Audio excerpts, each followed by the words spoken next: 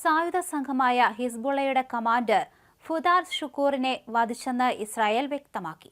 ചൊവ്വാഴ്ച ലെബനൻ തലസ്ഥാനമായ ബെയ്റൂട്ടിൽ നടത്തിയ മിസൈൽ ആക്രമണത്തിലാണ് ഇയാൾ കൊല്ലപ്പെട്ടത്. എന്നാൽ ഹിസ്ബുള്ള ഇക്കാര്യം സ്ഥിരീകരിച്ചിട്ടില്ല. ഗോലാൻ കുന്നുകളിലെ റോക്കറ്റ് ആക്രമണത്തിന് ഉത്തരവാദി ഷുവാദ് ഷുക്കൂറാണെന്ന് ഇസ്രായേൽ പറഞ്ഞു. ഇസ്രായേൽ വ്യോമസേനയുടെ യുദ്ധവിമാനങ്ങൾ ഹിസ്ബുള്ള എന്ന ഭീകര സംഘടനയുടെ ഏറ്റവും മുതിർന്ന കമാൻഡറെ വധിച്ചു എന്നാണ് ഇസ്രായേൽ വെളിപ്പെടുത്തിയത്. ഇസ്രായേൽ സൈന്യം പ്രസ്താവനയിൽ അറിയിച്ചു.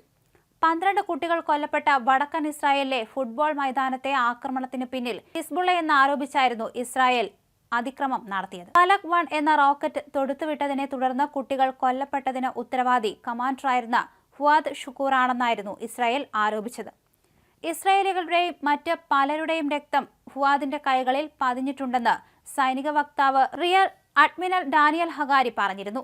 ഗസ യുദ്ധം ആരംഭിച്ചതു മുതൽ ഇസ്രായേലിനെതിരായ ഹിസ്ബുള്ളയുടെ അതിക്രമങ്ങൾക്ക് നേതൃത്വം നൽകിയത് ഷുക്കൂറാണെന്നും ഇസ്രായേൽ സൈന്യം ആരോപിച്ചു. അതേസമയം ഹമാസ് നേതാവ് ഇസ്മായിൽ ഹനിയയുടെ കൊലപാതകത്തിന് പിന്നാലെ ഇസ്രായേലിന് മുന്നറിയിപ്പുമായി ഇറാനും രംഗത്തെത്തിയിരുന്നു.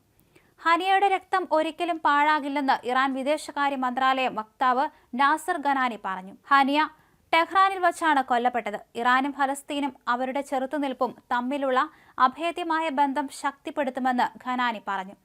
ഹനിയയുടെ കൊലപാതകത്തിൽ ഇസ്രായേൽ വലിയ വില നൽകേണ്ടി വരുമെന്ന് ഇറാൻ സൈനിക മുൻ commander in chief Mohsin Raisi മുന്നറിയിപ്പ് നൽകി.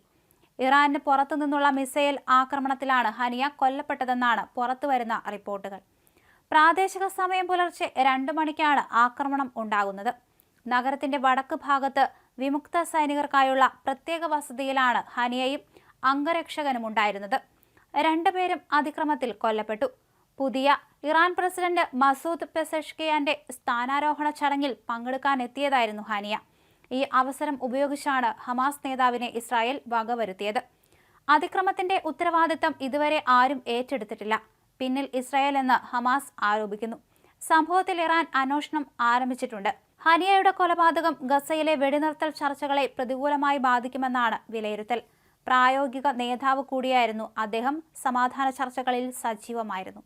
കൂടാതെ ഫലസ്തീനിലെ എല്ലാ വിഭാഗം സംഘടനകളുമായി മികച്ച ബന്ധം പുലർത്തി.